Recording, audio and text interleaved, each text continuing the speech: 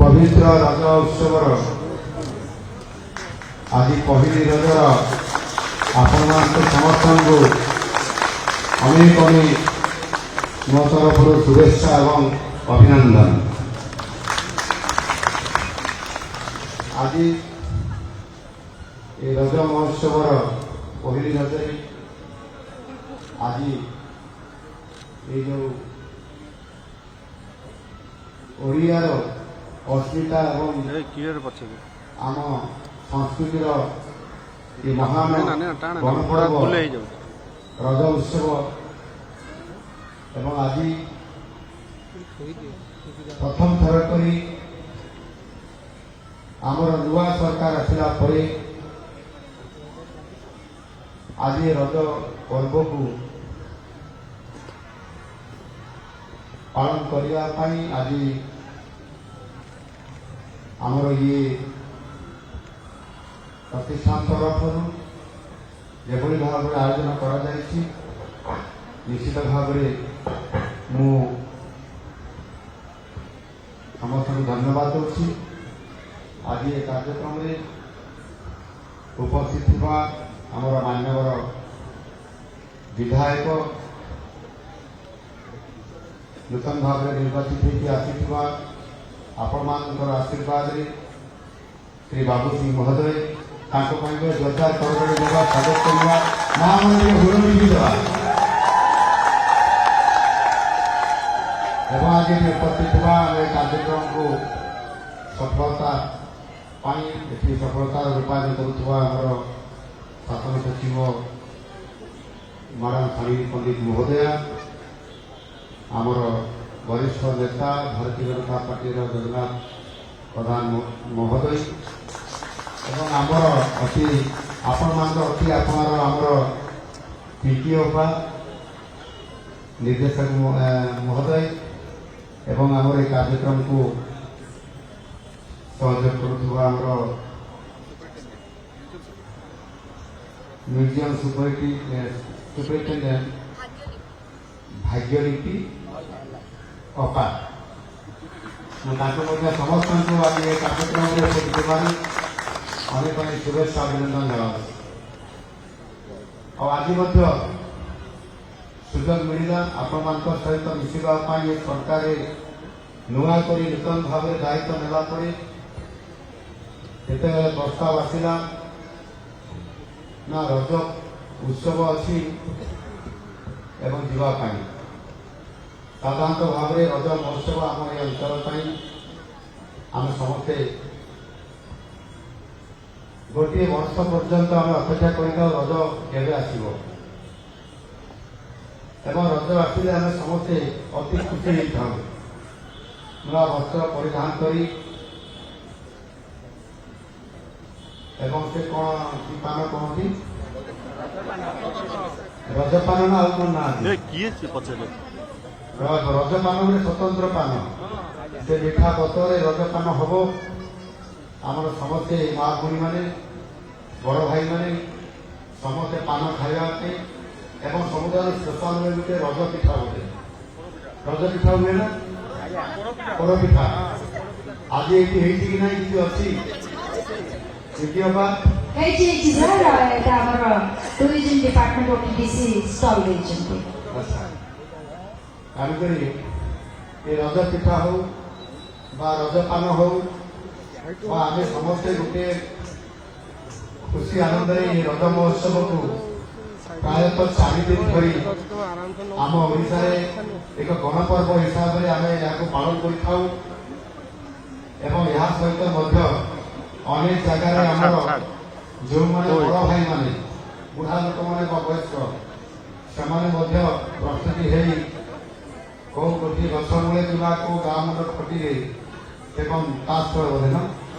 ताश खेल आसर जमी थाए से बहुत निरा बहुत मजा एवं ये जो हेतु रज पर्व आम ये संस्कृतिर गोटे बड़ ये प्रतीक एवं ओडिया अस्मितार कथा आज आम केते आलोचना को आनी था आम ओडिया संस्कृति परंपरा एवं विभिन्न समय पर्व पर्वाणी को आम जो भाव ଆଜିର ଦିନରେ ଅନେକ ସମୟରେ ଆମେ ଏହାକୁ ଠିକ ଭାବରେ ପାଳନ କରିବାରେ ଭୁଲି ଯାଇଥାଉ বা ଆଜିର ଏହି ତେଲ ଲୁଣ ଦୁନିଆରେ ମଧ୍ୟ ଅନେକ ସମୟରେ ଗାଁ ଗୁଡ଼ିରେ ମଧ୍ୟ ଯଦିଓ ଉତ୍ସବ ପାଳନ କରାଯାଉଛି କିନ୍ତୁ ଏତେ ଉତ୍ସାହ ନଥାଏ କିନ୍ତୁ ସୌଭାଗ୍ୟ କଥା ସମୟର କଥାରେ ଆଜି ପୁଣି ଆଉ ଥରେ ଆମ ଗାଁ ଗହଳିର ଆମ ଓଡ଼ିଆର ଅସ୍ତିତ୍ୱ କଥା ଯେତେବେଳେ ଆସିଲା ଆମ ଓଡ଼ିଆ ଭାଇ ଭଉଣୀମାନେ ସମସ୍ତେ ଅତି ଖୁସିର ସହିତ ପୁଣି ଆଉ ଥରେ ନିଜର ଅସ୍ମିତାକୁ ବଜାୟ ରଖିବା ପାଇଁ ନିଜ ସଂସ୍କୃତିର ପରମ୍ପରାକୁ ପୁଣି ଆଉ ଥରେ ପୁନର୍ଜୀବିତ କରିବା ପାଇଁ ଆଜି ସମସ୍ତେ ଆମେ ଆଉ ଥରେ ଆମ ପରମ୍ପରାର ବିଭିନ୍ନ କାର୍ଯ୍ୟକ୍ରମ ଏବଂ ଉତ୍ସବକୁ ଆମେ ଜୀବନାଶ ଦେବା ସହିତ ଆମେ ପୁଣି ଆଉ ଥରେ କର୍ମମୁଖର କରିବା ସହିତ ସୁଖଦତାର ଅନୁଭବ କରୁଛନ୍ତି ମେଳା ମହୋତ୍ସବ କରି ଆମେ ଖୁସି ମନାଉଛୁ ଆମକୁ ପିଠା ମିଳେ ନାହିଁ ମିଳେ କ'ଣ କେକ୍ ମିଳେ କେକ୍ ଆଉ ପିଠା ଭିତରେ ଯଦିଓ ଆମେ ସେ ଡିକ୍ସନାରୀ ଖୋଜିବା ଏକା ହେଇପାରେ କିନ୍ତୁ କେକ୍ କହିଲେ ସେ ଅଲଗା କେକ୍ ଆମେ ବାର୍ଥଡେ ପାଳନ କରୁଛନ୍ତି କିନ୍ତୁ ପିଠା କହିଲେ ପୋଡ଼ ପିଠା ଆମେ ରଜ ମହୋତ୍ସବରେ ତାକୁ ସାମ୍ନାକୁ ଆଣିଲେ ତାକୁ ଆମେ ଖାଉଛୁ ବ୍ୟବହାର କରୁଛୁ ଇଏ ତଫାତ ଆଜି ହେଇଯାଇଛି ତେଣୁକରି ଆମେ ସେ ଆମର ସେଇ ପୂର୍ବ ପରମ୍ପରା ସେଇ ପିଠା ବା ପୋଡ଼ ପିଠା ଏବଂ ତା ସହିତ ମଧ୍ୟ ବିଭିନ୍ନ ଖାଦ୍ୟର ଆସର ବିଭିନ୍ନ ପ୍ରକାରର ଖାଦ୍ୟ ତିଆରି ହେବ ଆମେ ଆରାମରେ ଖାଇବା କାମ ଦାମ ସବୁ ବନ୍ଦ ହେଇଯିବ ଗାଁ ଗହଳିରେ କିଛି କାମ ହୁଏ ନାହିଁ ଆପଣମାନେ ଜାଣିଥିବେ ମୋ ଘର ହେଉଛି କେନ୍ଦୁଝର ଜିଲ୍ଲାରେ ଏବଂ ମୟୂରଭଞ୍ଜ ଜିଲ୍ଲାରେ ରଜ ମଧ୍ୟ ସବୁଠାରୁ ବଡ଼ ଗଣପର୍ବ ସେଠି ଆମ ବଜାରର ସହରରେ ଯେତେ ହୋଟେଲ ଥିବ ଗୋଟେ ହୋଟେଲ ବି ଚାଲେ ନାହିଁ ପୁରା ବନ୍ଦ ଖାଇବା ପାଇଁ ଆପଣ ପାଇବେ ନାହିଁ ସେ ପିଲାମାନେ ଯେଉଁମାନେ କାମ କରନ୍ତି ସେମାନେ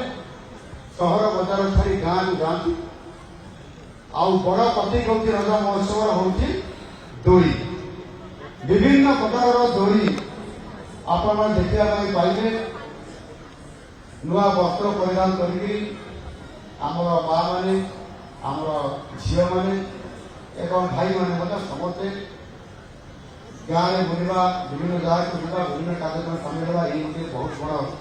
ଆଜି ପୁଣି ଆଉ ଥରେ ପୁନର୍ଜୀବିତ କରିଛି ଏବଂ ତାହା ହିଁ ପ୍ରମାଣିତ କରୁଛି ଆଜି ଏକ କାର୍ଯ୍ୟକ୍ରମ ହେଇଛି ଏଥିରେ ପ୍ରମାଣିତ କରୁଛି ଯେ ଆମର ଓଡ଼ିଆର ଅସ୍ତିତ୍ୱ ଓଡ଼ିଆର ଅସ୍ମିତା ଏବଂ ଆମ ସଂସ୍କୃତି ଆମ ପରମ୍ପରା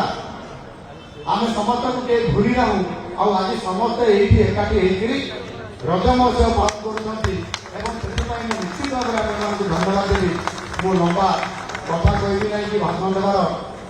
ପ୍ରୟାସ ମୁଁ କରୁନାହିଁ କେବଳ ଆପଣମାନଙ୍କୁ ଆଜି ନୂଆ କରିକି ଆମ ସରକାର ଆସିଛି ଆପଣମାନଙ୍କ ସହିତ ଗୋଟିଏ ଇଏ ସମ୍ପର୍କ ପ୍ରତିଷ୍ଠା କରୁଛି ଆମେ ଯେହେତୁ ଆଜି ଆପଣମାନଙ୍କ ସହିତ ଟିକେ ସାମ୍ନା ସାମ୍ନି ଆଖାପାଖିରେ ଯଦି ପରସ୍ପର ଭିତରେ ସରକାର ସହିତ ଜନତାର ଆପଣମାନଙ୍କ ସହିତ ଯଦି ଗୋଟେ ସିଧାସଳଖ ଭାବେ ସମ୍ପର୍କ ପ୍ରତିଷ୍ଠା ହେବ ଆଉ ତାର ମାଧ୍ୟମ ହେବ ଆମର ରଜ ମହୋତ୍ସବ ଆଉ ଏ ରଜ ମହୋତ୍ସବରେ ଆମେ ଏକାଠି ହେଇକି ଯଦି ଖାଲି ଟିକେ ପାନ ଖଣ୍ଡେ ଖାଇ ଦେଇକି ଟିକେ ଯଦି ଆମେ ହସିଦେବା ତାହେଲେ ନିଶ୍ଚିତ ଭାବରେ ଆମର ଆର୍ଥିକ ଏଇଠି ପୁଣି ଆଉଥରେ ନୂଆ ଶବ୍ଦ ଟିକେ ବାହାରିବ ମୁଁ ଆପଣମାନଙ୍କୁ ସମସ୍ତଙ୍କୁ ବହୁତ ବହୁତ ଧନ୍ୟବାଦ ଦଉଛି ଆଜି ଯେଭଳି ଭାବରେ ଆମେ ସମସ୍ତେ ଏକାଠି ହେଇଛନ୍ତି ଇଏ ଭାରି ଖୁସିର କଥା ମୋତେ ବି ପରମ ସୌଭାଗ୍ୟ ମିଳିଲା ଆଜି ରଜ ମହୋତ୍ସବରେ ଆପଣମାନଙ୍କ ସହିତ ମିଶିବା ପାଇଁ ନିଶ୍ଚିତ ଭାବରେ ମୁଁ ଯେହେତୁ ଏ ସରକାରର ନେତୃତ୍ୱ ନେଉଛି ଏ ସରକାରର ମୁଖ୍ୟ ସେବକ ହିସାବରେ ଆପଣମାନଙ୍କ ପାଖରେ ଆସିଛି ଆଗାମୀ ଦିନରେ ମଧ୍ୟ ଏଭଳି ଭାବରେ ଆମର ଓଡ଼ିଆର ସଂସ୍କୃତି ଏବଂ ପରମ୍ପରା ଏବଂ ଅସ୍ମିତା କଥା ଯେତେବେଳେ ଆସିବ ନିଶ୍ଚିତ ଭାବରେ ବହୁତ ଗର୍ବ ଲାଗେ ଏବଂ ଖୁସି ଲାଗେ ଆଜି ସକାଳେ ମଧ୍ୟ ମୁଁ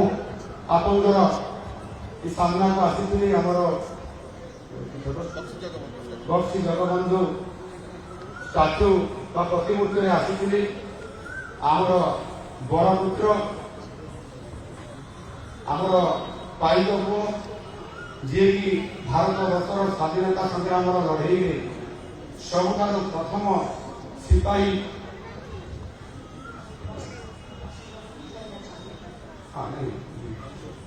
ପାଇକ ବିଗ୍ରହ କହୁଛି ପାଇକ ବିଗ୍ରହର ମୂଳ ସୂତ୍ରଧର ପାଇକ ପୁଅ ଆମର ବକ୍ସି ଜଗବନ୍ଧୁ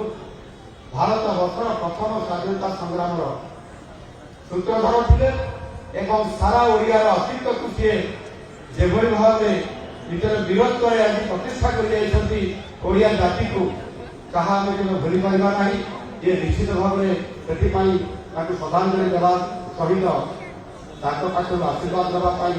ନିଜେ ମୁଁ ଆସିଥିଲି। ଆମର ମୋ ସହିତ ମଧ୍ୟ ଆମର